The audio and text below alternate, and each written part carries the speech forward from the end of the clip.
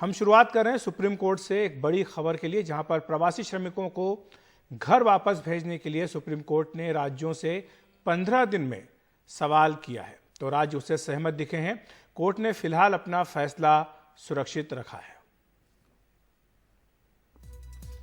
और राज्य 15 दिन की मोहलत पर सहमत है। उनकी ओर से सभी श्रमिकों को वापस भेजने का भरोसा दिया गया है। कहा गया है राजस्थान की तरफ से कि हम 15 दिन में अपने खर्च पर बचे हुए प्रवासियों को ट्रेन बसों से भेज देंगे। 1 लाख से ज़्यादा प्रवासियों को भेज चुके हैं। इसके अलावा 1,20,000 और प्रवासी जाना चाहते हैं। ये केरल की सरकार की तरफ से कहा गया है। कर्नाटक की तरफ से कहा गया है कि राज्यों में अब भी लाखों प्रवासी हैं। 15 दिन में स्थानांतरण की कोशिश की जा रही है।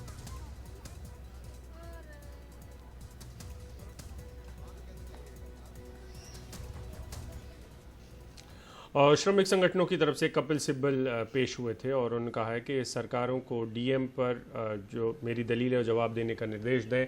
यानी कि जो डीएम है, जिला अधिकारी हैं, उनके पाले में बहुत सारी गेंद हैं दरअसल राज्यों की तरफ से। तो उसको लेकर कपिल सिब्बल ने काफ़ी बातें कही हैं। उन्होंने ये भी कहा है कि एक संपूर्ण हलफनामा दाखिल करवाएं सरकार की तरफ से और पंजीकरण की प्रक्रिया को भी सेंट्रलाइज किया जाए। यानी कि जो मजदूर जाना चाहते हैं कहीं से कहीं पर भी, वहाँ उस पूरी प्रक्रिया को एक तरीके से उसका केंद्रीकरण किया जाए ताकि लोग पता चल सके कि कैसे ये सब काम होगा।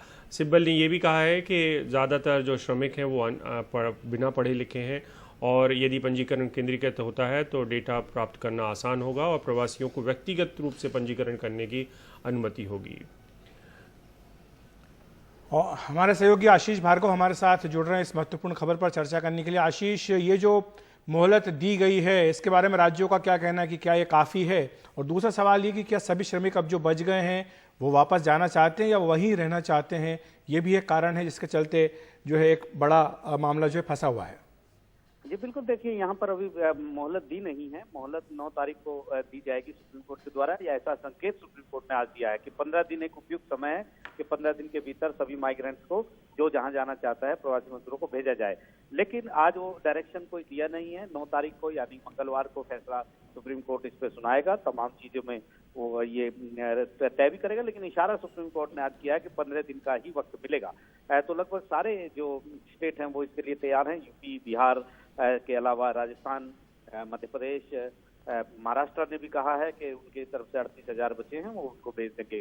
कर्नाटक, केरल सब यही कह रहे हैं। लेकिन बिल्कुल सही बात है कि बहुत सारे स्टेट ने ये बात कही भी है सुप्रीम कोर्ट में कि अब बहुत सारे ऐसे प्रवासी मजदूर हैं जो वापस नहीं जाना चाहते हैं। कुछ राज्यों ने ये भी बताया है कि हालत ऐसी हो गई है कि 100 मजदूर रजिस्ट्रेशन कराते हैं और फिर 78 मजदूर ही कल गए हैं। तो ये एक ऐसा मुद्दा है कि अब केंद्र सरकार कह रहे हैं कि किसी भी तरीके का जो कार्रवाई है वो चलती रहनी चाहिए। केंद्र और राज्य मिलकर बहुत अच्छे तरीके से श्रमिक मजदूरों को भेज रहे हैं। खाने पीने की व्यवस्था की जा रही है। जो ट्रेन मांग रहे हैं राज्य उनको ट्रेन दी जा रही है और 90% के करीब जो श्रमिक जाना चाहते थे वो पहुंच चुके हैं। 10% बचे हैं। अगले 2 हफ्तों में उन्हें भेज देंगे।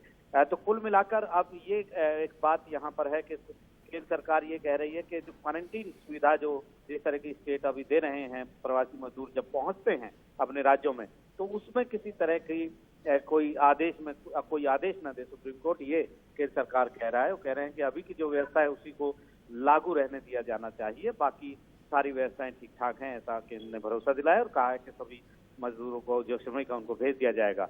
तो यहाँ पर बिहार सरकार ने भी कहा है कि रोजगार देने की बात चल रही है। स्किल मैपिंग भी काफी 10 लाख मजदूरों की जो अभी पहुंचे हैं बिहार हुई है। तो अब हमें मंगलवार तक का इंतजार करना होगा। उसके बाद सुप्रीम कोर्ट का अपना फैसला आएगा। जी शुक्रिया आशीष आपका इस तमाम जानकारी के लिए।